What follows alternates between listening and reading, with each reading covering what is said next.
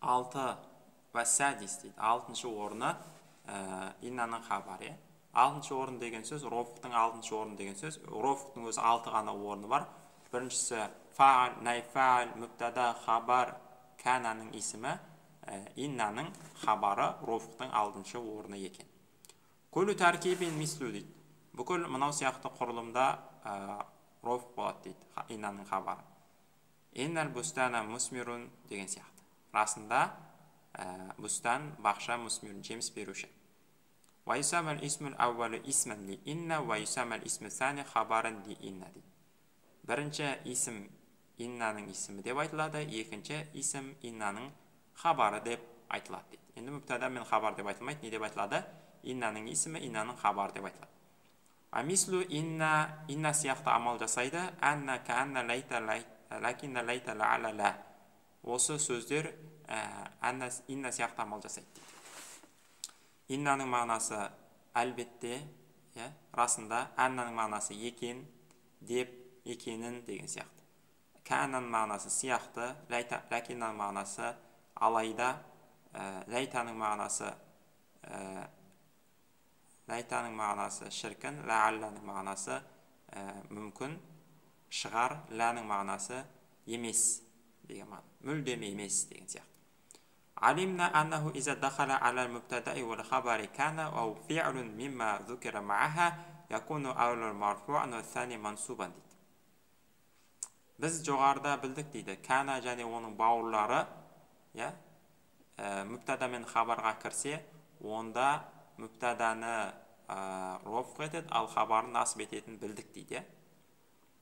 Не дейді? Алимна білдік дейді, аннаху екенін иза дахала ала мүбтада вал хабар, егер мүбтада мен хабарға кірсе, кана кірсе, ау фи'лун мимма зукира ма'аха, немесе онымен бірге айтылған бір фиғлар кірсе дейді. Кана, сора, асбаха, атха, золла, бата, амса, мазала, мабариха, манфакка, мадама, лайса деген фиғлар бар еді.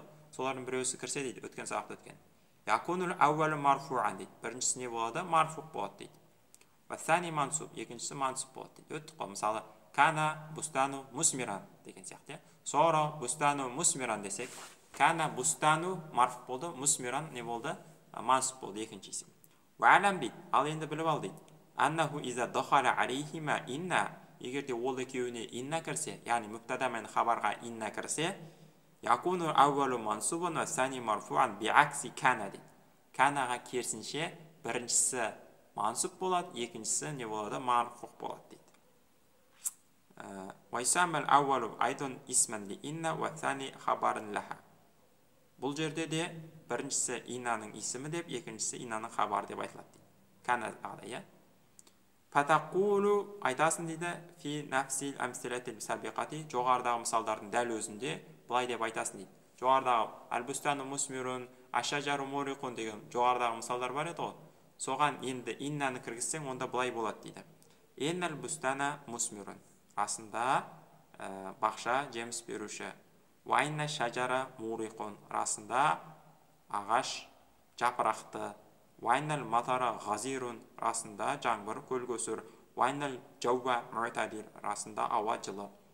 Яғни иннаны кірсек не істейді екен? Мүбтаданы насып қылады, хабарын роф қылады екен. Мысалы, вайна шажара мурикун. Инна кірмей тұрып не етін? Әш-шажару мурикун етін. Әш-шажару роф етін. Инна кіргенде не болып кетті? Шажара болып кетті. Насып болып кетті. Инна шажара мурикун болып кетті. Вамислу инна мазукира бa'даха минал хуруф. Инна сияқты амал жасайды, одан кейін айтылған харфтерде дейді. Кана, лайта, лаалла, лакинна, ла. Осылар не істейді? Инна сияқты амал жасайды. Мысалы, алимта аннал бустана мусмирун. Мысалы айтсаң, алимта сен білдің анна екенін, бустана мусмирун.